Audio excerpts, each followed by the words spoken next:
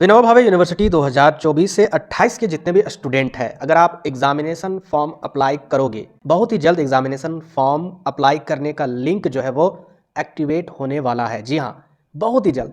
हो सकता है कि इस सप्ताह के लास्ट तक यानी सैटरडे तक आपको नोटिफिकेशन रिलीज कर दिया जाएगा, या फिर नेक्स्ट वीक तो 100% चांस है कि आपका एग्जामिनेशन फॉर्म का नोटिफिकेशन रिलीज हो जाएगा। बहुत सारा जो नोटिफिकेशन 2024 से 28 के अकॉर्डिंग जो रिलीज हो रही है ना, तो उसमें स्टूडेंट कंफ्यूज हो जा रहे हैं।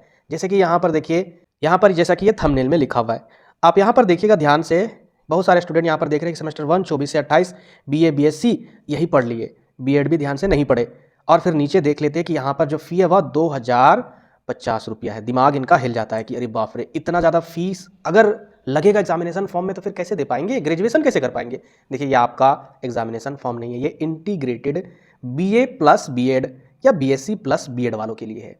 लास्ट आप ही का फॉर्म रिलीज होना है, यानी आपका क्या लिखा रहेगा नोटिफिकेशन में, FYUGP। FYUGP अब इसका मतलब क्या होता है, 4 ईयर यूजी प्रोग्राम, यानी अंडर ग्रेजुएशन 4 साल का जो प्रोग्राम है वही लिखा रहेगा। ये इंटीग्रेटेड के लिए है।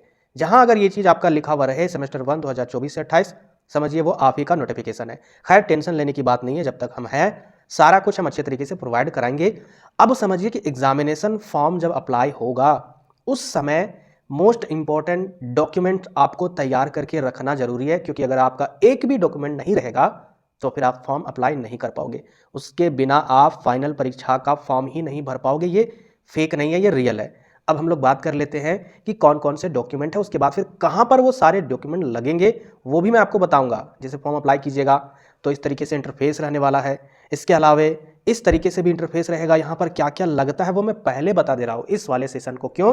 पिछले वाले सेशन में मैंने पहले नहीं बताया था, बहुत सारे स्टूडेंट फॉर्म भरने में गलती किए थे। इस बार वो गलती ना हो इसीलिए मैं पहले बता देना चाहता हूँ। देखिए यहाँ पर कौन कौन सा डॉक्यूमेंट है।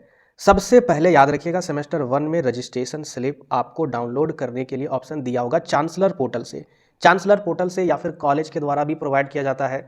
जैसा भी हो, जिस तरीके से भी हो, सेमेस्टर 1 के एग्जामिनेशन फॉर्म में रजिस्ट्रेशन स्लिप में जो आपका रजिस्ट्रेशन नंबर रहेगा, किस तरीके से रहेगा, BBU, ठीक है, विनोबा भावे यूनिवर्सिटी, इस टाइप से लिखा हुआ रहेगा और कुछ डिजिट में नंबर रहेंगे। और सबसे पहले यहाँ पर लिखा रहेगा 2024, फिर कुछ डिजिट में नंबर रहते हैं इस टाइप से। वो नंबर के बिना आपका समझिए कि यूजर आईडी और पासवर्ड क्रिएट ही नहीं होगा, यानी न्यू रजिस्ट्रेशन नहीं होगा। कहाँ पर न्यू रजिस्ट्रेशन करना होता है, तो देखिए यहाँ पर, ये आपका जैसे यहाँ पर सबसे पहले आप ओपन कीजिएगा तो इस टाइप से एग्जामिनेशन फॉर्म वाला लिंक खुल जाएगा। उसके बाद यहाँ पर इस टाइप से दिखेगा इंटरफेस। यहाँ पर देखिए क्या लिखा हुआ, click here to log in examination. तो आप नए नए हो यूनिवर्सिटी में तो यहाँ पर आपको नहीं क्लिक करना है। आपको कहाँ पर क्लिक करना होगा, रजिस्ट्रेशन फॉर न्यू यूज़र। यहाँ पर जैसे आप क्लिक कीजिएगा नीचे आइएगा, नीचे आने के बाद क्रिएट, सबसे पहले यूज़र आपको क्रिएट करना होगा। अब यहाँ पर ध्यान से देखिए, यहाँ पर हालांकि मैंने PG वाला ओपन किया है, लेकिन यहाँ पर आपका रहेगा F, ठीक है, यहाँ पर होगा FY, ठीक है, उसके बाद UGP, ये आपका इस वाले बॉक्स में रहेगा। समझ में आया ना। अब यहाँ पर सेमेस्टर 1 रहेगा, यहाँ पर आपका नाम रहेगा, यहाँ पर देखिए रजिस्ट्रेशन नंबर। तो कौन सा रजिस्ट्रेशन नंबर रहेगा आपको पता है, जो रजिस्ट्रेशन स्लिप में आपका था। इसके अलावा यहाँ पर देखिए यूजर नेम। अब यूजर नेम में आपको क्या डालना होगा, तो यहाँ पर क्या लिखा हुआ, यूनिवर्सिटी रजिस्ट्रेशन नंबर, यानी यहाँ पर जो रजिस्ट्रेशन नंबर है वही रजिस्ट्रेशन नंबर यहाँ पर आपको फिल करना होगा। समझ में आया। अब ये रजिस्ट्रेशन नंबर फिल करने के लिए रजिस्ट्रेशन स्लिप तो डाउनलोड करना होगा, कहीं से भी आपको प्रोवाइड कराना होगा, इसीलिए इंपॉर्टेंट है वो डॉक्यूमेंट। उसके बिना अगर आप यहाँ पर कुछ भी डालते हो यूजर नेम क्रिएट करने के लिए, नहीं आपका यूजर क्रिएट होगा। इसके अलावा पासवर्ड वगैरह जो भी चीज़ें हैं वो सारा कुछ आप खुद से कर लेते हो। इसके अलावा ईमेल आईडी, यहाँ पर क्या लिखा गया है, ईमेल आईडी। याद रखिएगा, बहुत सारे स्टूडेंट साइबर कैफे या फिर कंप्यूटर दुकान में जाकर फॉर्म को अप्लाई करवाते हैं। सबसे पहले याद रखिएगा, कोशिश कीजिएगा खुद से अपने से ही ये सारा कुछ क्रिएट करने के लिए, क्योंकि वहाँ पर क्या होता है, जल्दबाजी में बहुत सारे मिस्टेक कर देते हैं। खास करके गर्ल्स लोगों का जो फॉर्म अप्लाई करते हैं साइबर कैफे में, वो जल्दबाजी में वो लोग ध्यान नहीं देते, बहुत सारा मिस्टेक करते हैं। यानी ईमेल आईडी अगर नहीं होता है किन्हीं के पास तो वो अपना ईमेल आईडी डाल देते हैं या फिर अपना कुछ डाल देते हैं, जिस कारण से समस्या उत्पन्न हो जाती है। नोटिफिकेशन वगैरह जो भी चीज़ें हैं, प्रॉब्लम क्रिएट होगा। इसीलिए ईमेल आईडी वही ईमेल आईडी डालना है जो आपके पास मौजूद है प्रेजेंट में। इसके अलावा यहाँ पर देखिए नेक्स्ट आपका mobile number.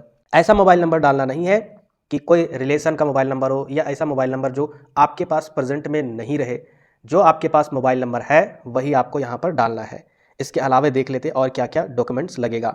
Mobile number, email ID और रजिस्ट्रेशन स्लिप, जो रजिस्ट्रेशन नंबर है, ये चीज़ मैंने आपको बता दिया। पासपोर्ट साइज़ फ़ोटो, ये चीज़ मैं आपको फॉर्म जैसे ही लिंक एक्टिवेट होगा मैं डिटेल से बता दूंगा, कितना किस तरीके से कितने केबी में, जेपीजी फॉर्मेट में या किस फॉर्मेट में पासपोर्ट साइज का फोटो लगेगा, वो सारी प्रक्रिया मैं बता दूंगा। इसके अलावा जो आपका सिग्नेचर है वो भी मैं आपको डिटेल से बता दूंगा। अब आते हैं मेन सबसे इंपॉर्टेंट डॉक्यूमेंट, एबीसी आईडी, जिसका अभी नया नाम यानी एक नया वर्जन के तौर पर इसी के नाम को बदलकर यहाँ पर अपार आईडी रख दिया है नाम, ठीक है, APAAR, अपार आईडी, यानी एबीसी आईडी ही अपार आईडी है। तो इस आईडी को आपको क्रिएट कर लेना है हर हाल में। इसके बिना समझिए कि हायर एजुकेशन तो छोड़िए, अब स्कूली बच्चों को भी इसके बिना समझिए कि पढ़ाई नहीं होगी। ये सबसे इंपॉर्टेंट डॉक्यूमेंट है, अगर आप इसे नहीं बनाते हो तो समझिए कि आपका हायर एजुकेशन नहीं हो पाएगा। और अपार आईडी बनाने का जो तरीका होता है वो सीधी आधार से लिंक क्रिएट होता है, यानी आधार में जो भी इंफॉर्मेशन आपका है उसी टाइप से सारा इंफॉर्मेशन ऑटोमेटिक एबीसी आईडी यानी अपार आईडी में सारा कुछ ऑटोमेटिक जनरेट हो जाएगा। इसीलिए कम से कम अगर आधार कार्ड में कोई भी चीज़ मिस्टेक है आपके 10th वाले मार्कशीट से, वो सारा कुछ सुधार लेना है आधार कार्ड को, तब आपको एबीसी आईडी क्रिएट करना है, ताकि एबीसी आईडी भी गलत ना हो जाए और आधार कार्ड में भी मिस्टेक ना हो। अगर आधार कार्ड में मिस्टेक है तो उसे सुधार लीजिएगा, जैसे कि डेट ऑफ बर्थ या इसके अलावा आपका नाम में स्पेलिंग वगैरह सारा कुछ, सरनेम वगैरह या फिर फादर्स नेम या फिर मदर्स नेम के सारे स्पेलिंग में, ये चीज़ आप क्रिएट कर लीजिएगा। इसके बिना मैं आपको बता दे रहा हूँ फॉर्म नहीं भर पाइएगा, रियल में आपको बता दे रहा हूँ। इसके अलावा एडमिशन स्लिप, जैसा कि आप लोग चांसलर पोर्टल से एडमिशन करवाए थे, जब आपका मेरिट लिस्ट में नाम आया, कॉलेज के जो भी मेरिट लिस्ट थे, सीट थे, उसके बाद फिर आप लोग पेमेंट किए होंगे चांसलर पोर्टल से। जैसे कि एसटी कोलंबस कॉलेज में जो ह्यूमैनिटीज़ है यानी आर्ट्स वाले जो स्टूडेंट हैं उनका 1800 2000 कुछ फीस लगा था। जब आप चांसलर पोर्टल से उस पेमेंट को पे कर रहे थे उस समय आपको एक रिसिप्ट मिला होगा, उसी को बोला जाता है एडमिशन स्लिप। तो वो स्लिप रहना जरूरी है, क्योंकि एडमिशन डेट डालना होगा एग्जामिनेशन फॉर्म में, किस तारीख को आपने पेमेंट किया था चांसलर पोर्टल से, वो डेट आपको मेंशन करना होगा। तो ये सारा चीज़ आप लोग तैयार करके रख लीजिए, एक सप्ताह के अंदर में ही आपका एग्जामिनेशन फॉर्म अप्लाई होने की पूरी संभावना है। बाकी अगर किसी तरीके से कुछ भी दिक्कत है, सबसे पहले वीडियो के डिस्क्रिप्शन में आपको व्हाट्सएप ग्रुप का लिंक मिल जाएगा, 24 से 28 वाले जितने भी स्टूडेंट हैं ज्वाइन कर लीजिए, मोस्ट इंपॉर्टेंट ग्रुप है, वहाँ पर सारी जानकारी दी जाती है। इसके अलावे जो भी अगर समस्या है तो आप हमें व्हाट्सएप में भी मैसेज कर सकते हो, समस्या ज़्यादा बड़ा है तो आप हमें वॉइस कॉल भी कर सकते हो। मिलते फिर नेक्स्ट वीडियो में।